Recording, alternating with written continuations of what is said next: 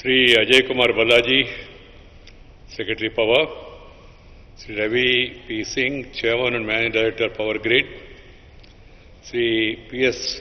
Mashke, Chairperson CA, Sri Harish Agarwal, participants in this Naraj platform exhibition, and my dear youngsters from different institutes who have come here to display their innovations. It is a matter of immense pleasure for me to address you at this inauguration of GridTech 2019. This international conference and exhibition is a wonderful opportunity for power system professionals in industry and academia to exchange ideas and deliberate on environment-friendly solutions to overcome the challenges faced in the energy sector. Not only that, I have gone through the topics for discussion, and also some of the important people. They are all going to present some papers and also speak on important issues. This is really very useful because the power sector is a key element for the growth of the country. Two things are important. One is connectivity, other is power. And in the power sector we have a lot of challenges: transmission, distribution, peripherage, and also now the need to switch over to the other forms of energy. These are all challenges before us. So we have such challenges. It is always better to have a platform wherein all the stakeholders come together, exchange ideas, share experiences, and allow the people to follow the best practices. So I would like to compliment the Ministry of Power, Power Grid Corporation of India, Central Board of Irrigation and Power, Indian Electrical and Electronics Manufacturer Association, IMA, and others for joining together to make this conference a reality. My dear friends, there is an increasing demand in the power sector with each passing day. We need to fully tap the potential for sustainable and environmental friendly energy. That's the need of the hour. We need to find out new technologies to harness renewable energy in a big way. Our Prime Minister Sri Narendra Bhai Modi has given a three-line advice to all. He said, reform, perform and transform.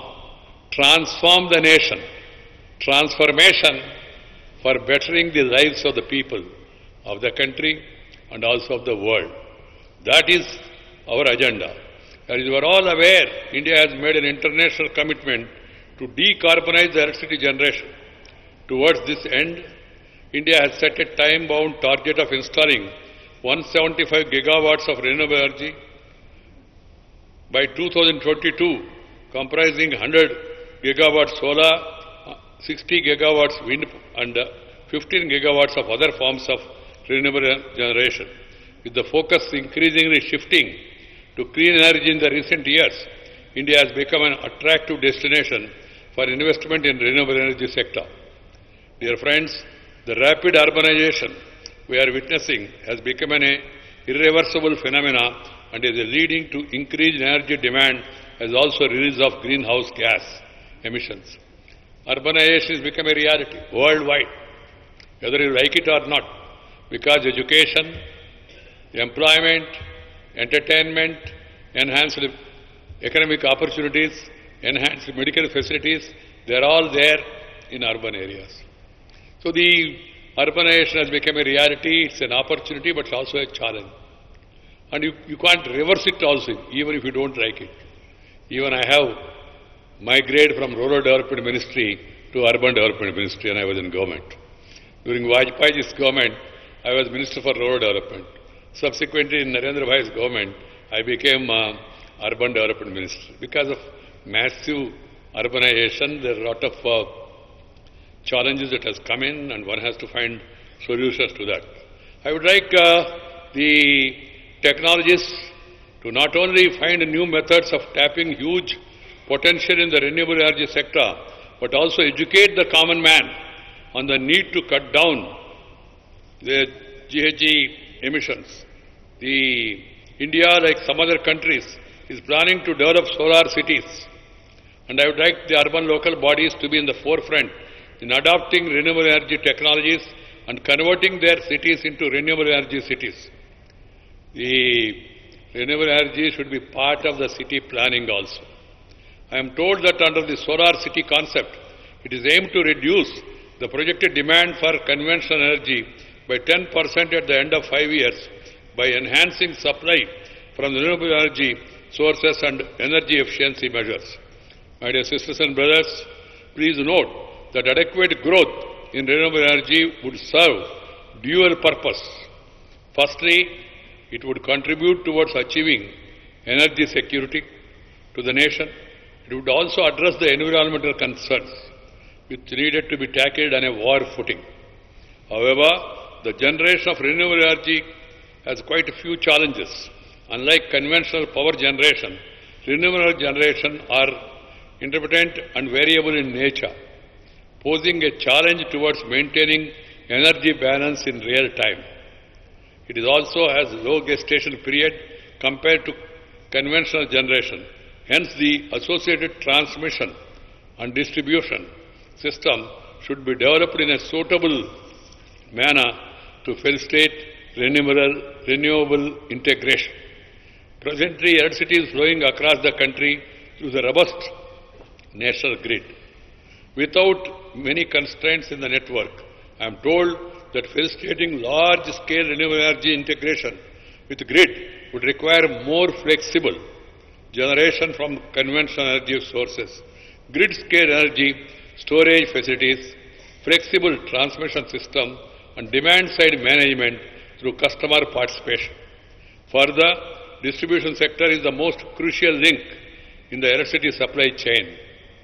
While the government is making concerted efforts to improve the distribution sector through various programs, I am told the aim is to bring down AT&C losses to the level of 15% or below and improve efficiency in the distribution sector.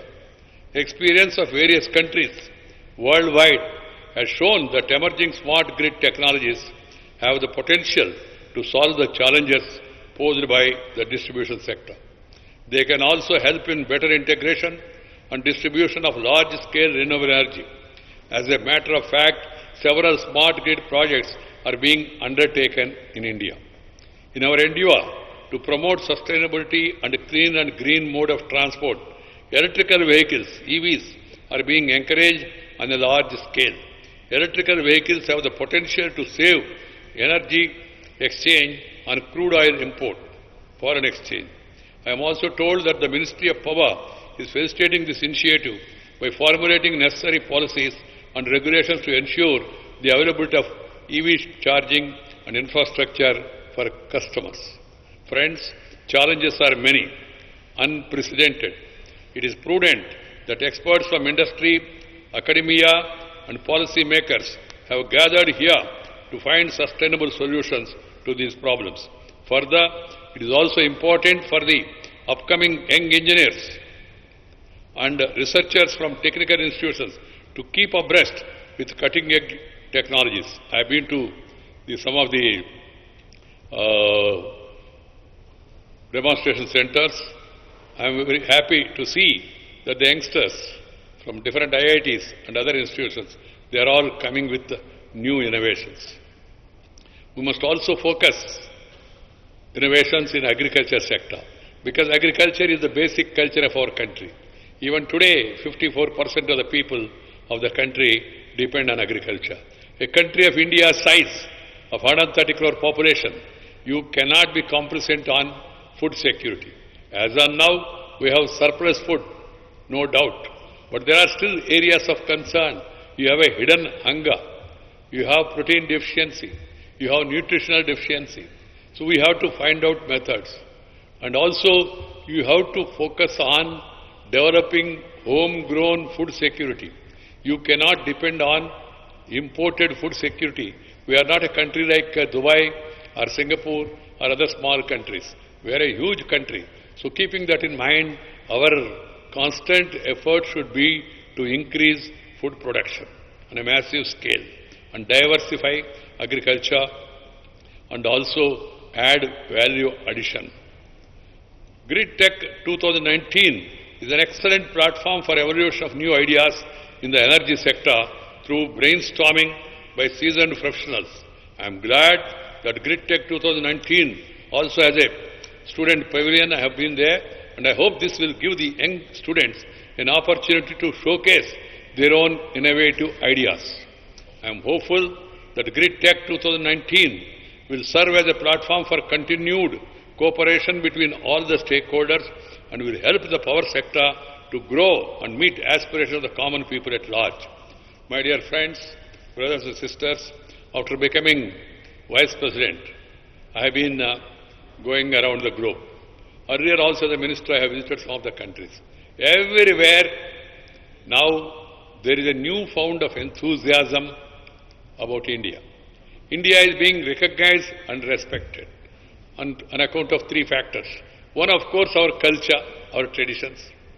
Second is we are a peace-loving country. We never attacked any country, and we always want to promote peace in spite of provocations by one of our neighbor who is aiding, abetting, funding, training terrorism. We still want to have peace with everybody. This is liked by one and all, and how we got the freedom through non-violence, the path shown by Mahatma Gandhi. The third important reason for world taking interest in India is the economy.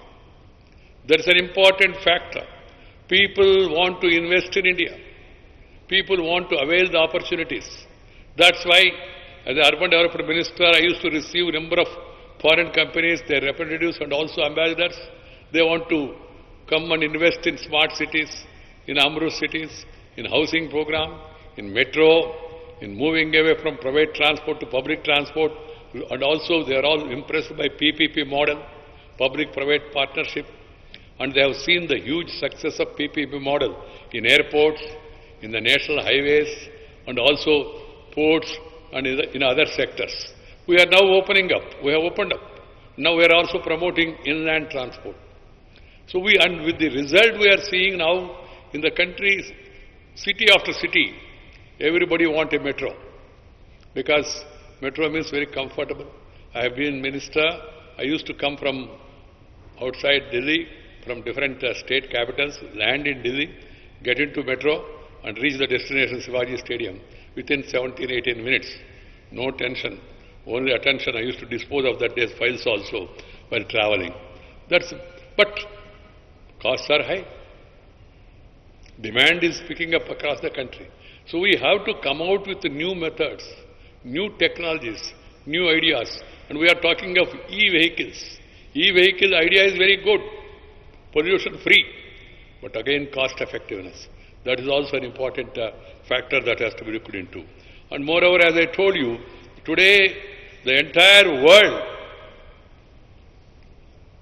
as I told you, is looking to India for reasons for economic growth and the reforms that are being taken up in this country and the results that are being yielded because of the reforms.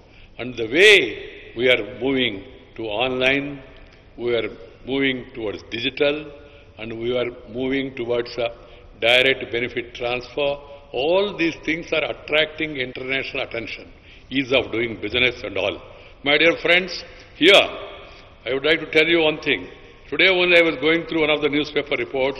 The World Bank estimates on the growth rates for 2019, 20 and 21. Worldwide average will be 2.9% GDP. 2020 average 2.8. 2021 2.8 world average. Europe 19 1.6. 20 1.5. 21 1.3.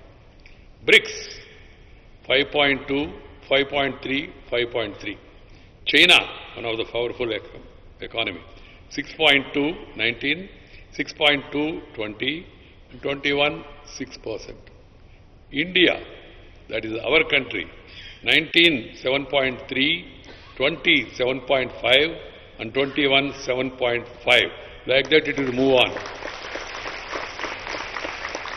So this is a forecast by the World Bank. This is what experts, some of the experts have written today in newspapers. So there are opportunities. To avail their opportunities, people are also willing to come and invest. And even in India also there is a quest and thirsty for development. We have a demographic dividend of 65% of the population below 35 years. They all want to be partners in the developmental story of the country. And we have also chosen a path of inclusive growth, reaching the unreached, funding the unfunded, recognizing the unrecognized. With all these things in mind, we have to plan accordingly and come out with the new innovations and provide opportunities. That's why I feel that this knowledge platform will be very useful and it will add to the wealth and health of the country. My compliments to all of you and wish you all the best. See the small changes. We have a cell here. The story of LED across the country. Massive transformation. The local bodies across the country. I was a minister working along with the power minister and LED was introduced. And now it has become a reality. 40% of the municipal energy bills have come down across the country. That's a great revolution that has taken place in the country. And I would like to compliment not only the government and also local bodies but also SL for taking up such a innovative this thing. And now we are very fortunate that we have so much light. Some time back I was traveling in London, moving around. The driver who was driving my car, he said, "Sir, good morning." I said, "Okay, namaste." He said, "Sir, today is a sunny day." I said, "What is sunny day? Is it your son's birthday?" He said, "No, sir, today is sunny day. Sun is very bright." I told poor fellow, in India 365 days are sunny days.